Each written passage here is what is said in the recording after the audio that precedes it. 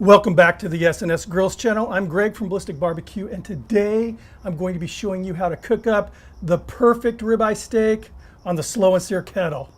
Let's get going.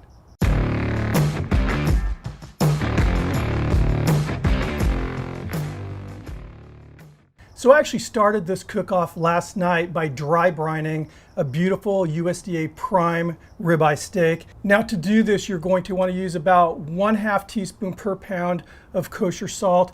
Just season the steak how you normally would on both sides. Now if you're using regular table salt, you're going to want to use about 1/4 teaspoon per pound. Table salt disappears very quickly and you don't want to risk over salting your steak. After it was seasoned, I placed it on a rack, put the rack on top of a cookie sheet, and put it in my refrigerator, uncovered overnight.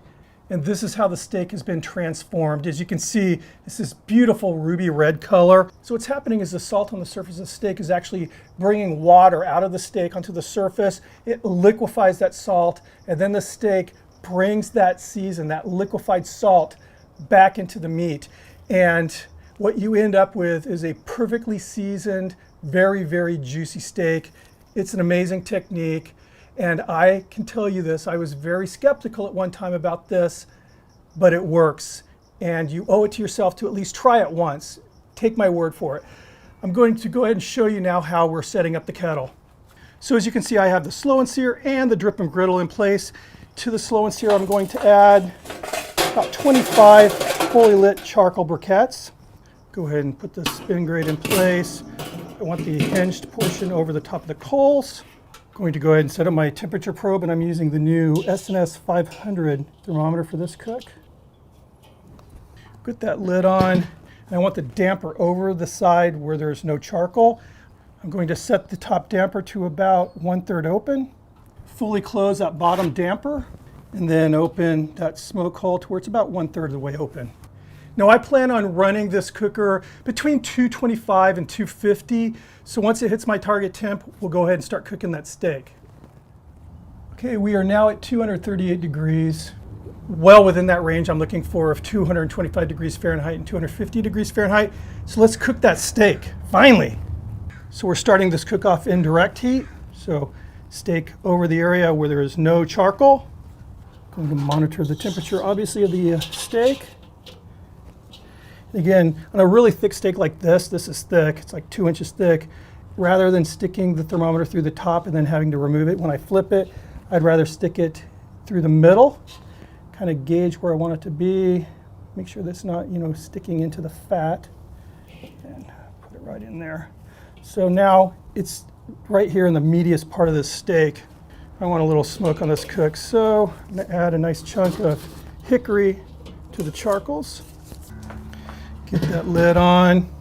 Now all I have to do is monitor the temperatures of both the kettle and the steak. I do not want to let this kettle exceed that 250 degree threshold that I've set. So if it does, all I have to do is shut the dampers down a little bit. I also don't want it to drop below that 225 degree baseline that I set. So if it does, just have to open the dampers up a little bit. Easy stuff. Now my target temperature for the steak is 115 degrees Fahrenheit.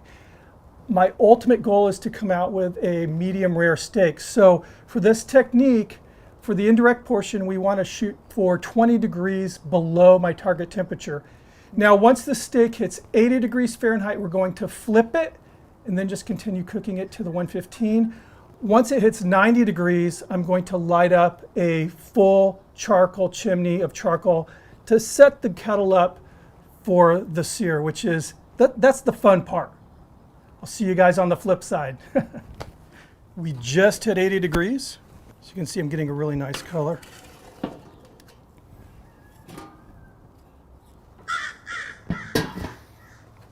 So now the next milestone will be that 90 degree mark when I light up the chimney of charcoal. Other than that, it's 115 degrees Fahrenheit when I pull the steak prior to the sear.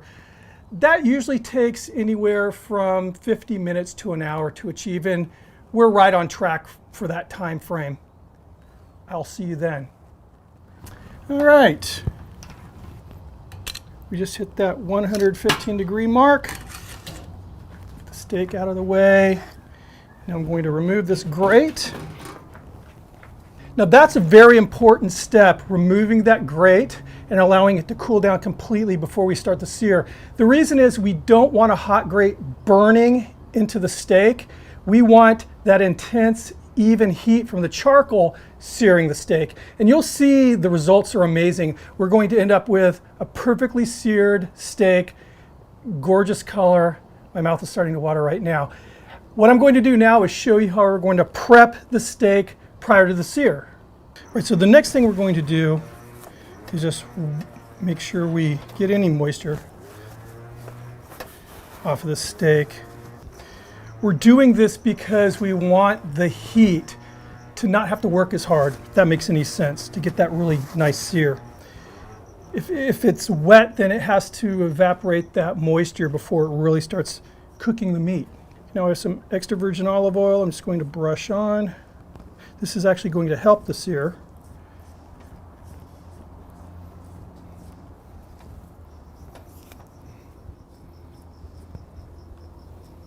Some fresh black ground pepper.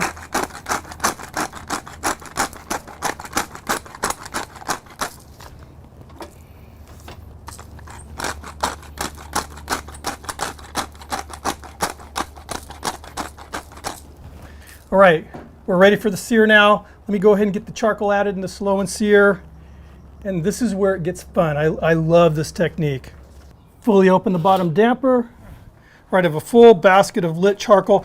Now the top's not completely lit, so we'll get it in here and stir it around and let it get really good and going. This looks good. Literally gave it another 2 minutes.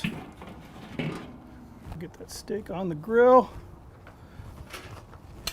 Get that cold side over the fire. And we're going to sear this for 1 minute per side 4 times, so a total of 4 minutes.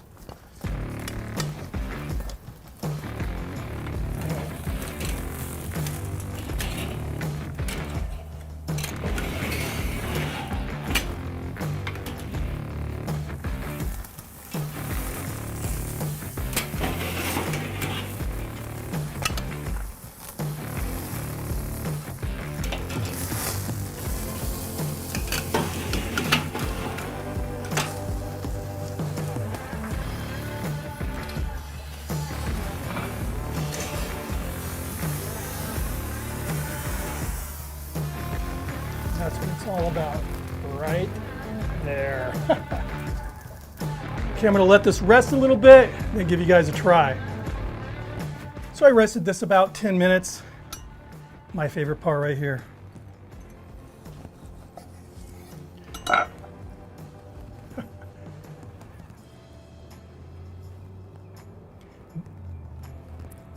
That is absolutely beautiful. Beautiful. Perfectly cooked. That's why I like that technique. All right.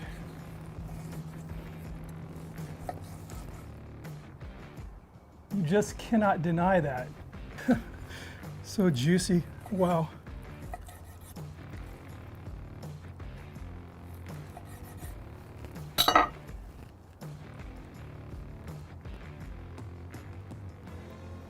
Little nugget of goodness right here. Oh. Like I said, perfectly seasoned, juicy as all get out. Then you top that off with a crust like that.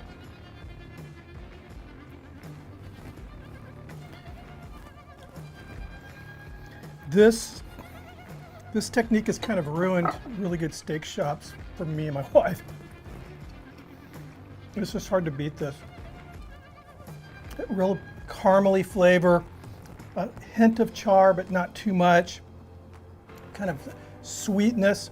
I mean, it's perfect. Now close your eyes and picture this. This is going to be my lunch. Well, I'm a nice guy, so I'm actually sharing half of it with my wife, but this is our lunch today, and I'm stoked. Anyway, guys, I appreciate you stopping by and watching my video here. If you have not subscribed yet, please hit the subscribe button, ring that notification bell so you get notified when new videos pop up. And if you like it, give it a big old thumbs up. Remember, 2 zones are better than 1. I'll see you in the next video. Cheers.